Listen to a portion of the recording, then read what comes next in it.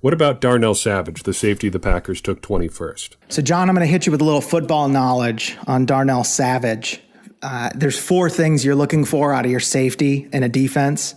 Number 1, they're going to line up close to the line of scrimmage, try to stop the run. Number 2, they're going to blitz the quarterback.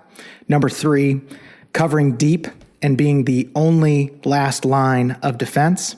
And number 4, they're going to cover half the field with the other safety and help the cornerbacks cover either a top flight wide receiver, a guy like Julio Jones, or a receiver who's gotten past the coverage.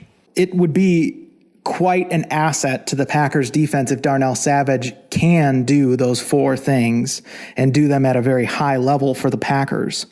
Because the more of those 4 that you do, the less often you get to come off the field. Now, if there is a weakness about Savage, it's certainly his size. He's a smaller guy, a bit more in the Earl Thomas mold from a height-weight perspective.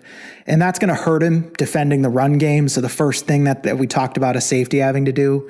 But of the 4 qualities, I think the defending the run game one is the one where the Packers probably are the best prepared to handle a weakness at safety. I think certainly Adrian Amos, in the games that I've seen him play, does that a little bit better. So all in all, I like what I've seen from Savage. It'll be exciting to get him on the field. And is there really a better football name than Savage for a back of a jersey? It's awesome. I love it.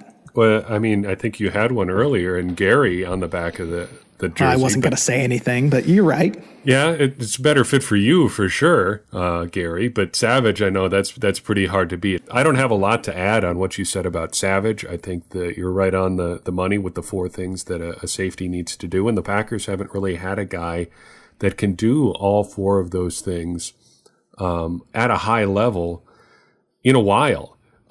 Even Micah Hyde, who has gone on to be an all-pro safety, was not the athlete that Darnell Savage was, and he didn't really get an opportunity to do a lot of safety things in Green Bay. And among the safeties that have really played that kind of deep safety role, which is what I think they're going to have Savage doing, with Amos playing a little bit more of the box safety type role, they haven't had an athlete like this back there since Nick Collins. I mean, Clinton Dix was pitched as that center fielder type safety, but he was not a high-end speed, explosiveness type guy.